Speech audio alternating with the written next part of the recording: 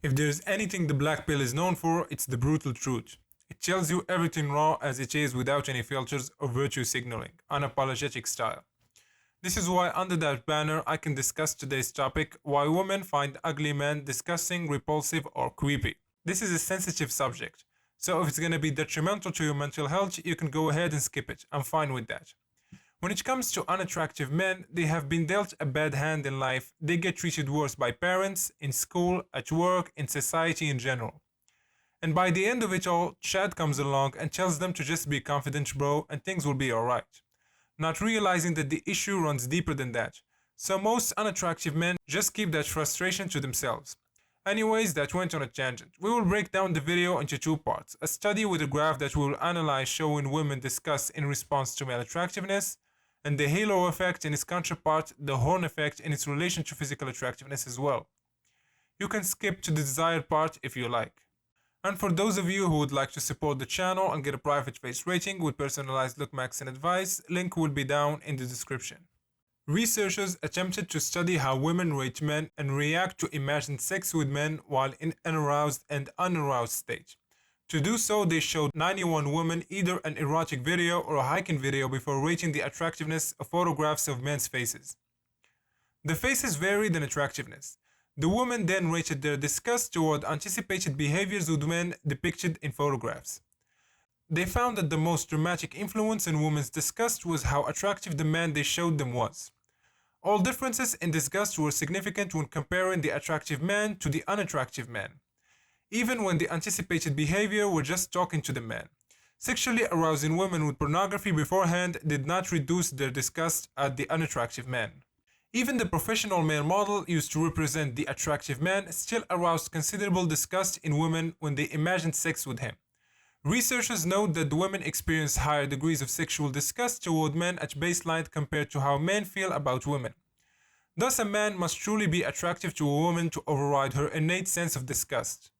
Since men have less sexual disgust at baseline, men may on the other hand be more flexible to consider women of more broadly varying attractiveness.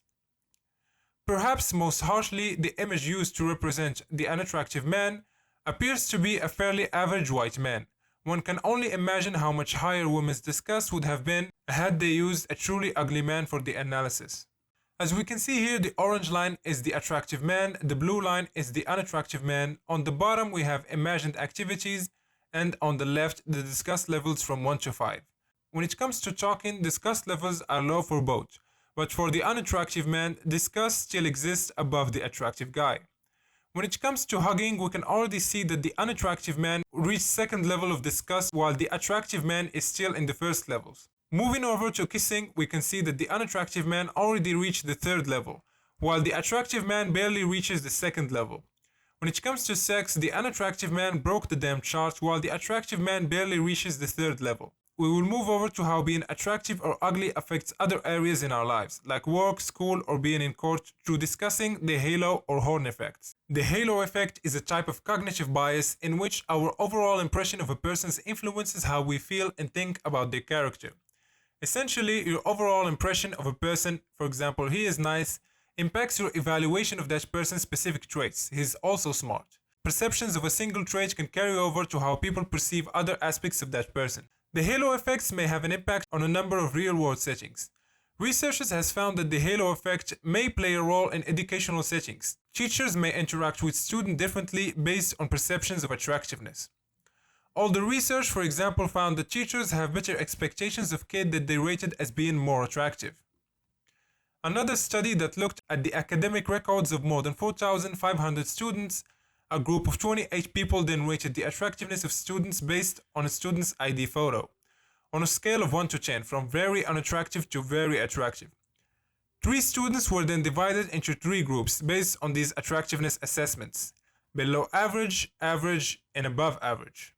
Researchers then compared students' grade between classes taken in a traditional face-to-face classroom settings and those taken online.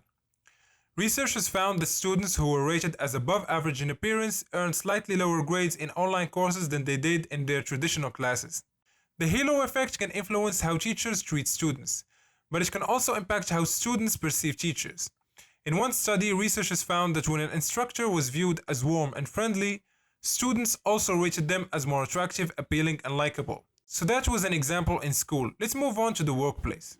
A study by Perret in 2015 examined the impact of beauty on earnings based on tipping data of restaurants in Virginia.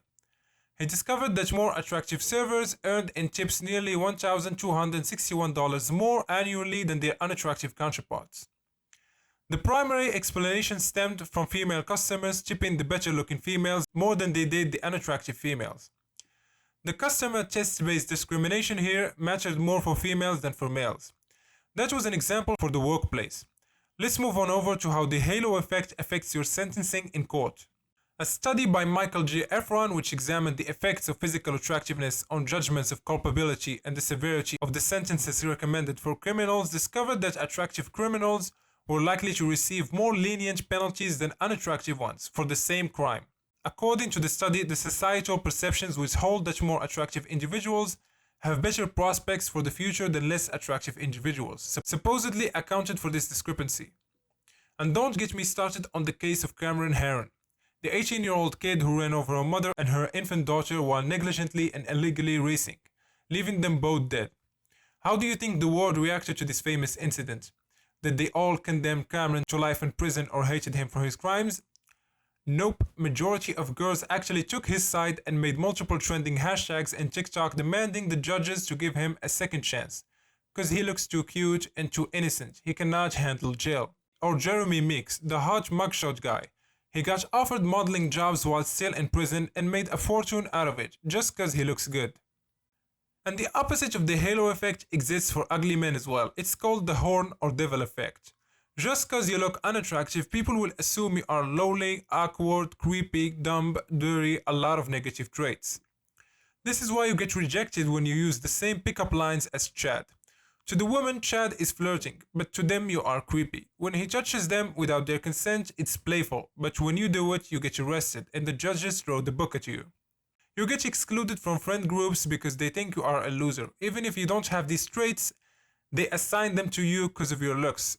Again, it's also called the horn or the devil effect.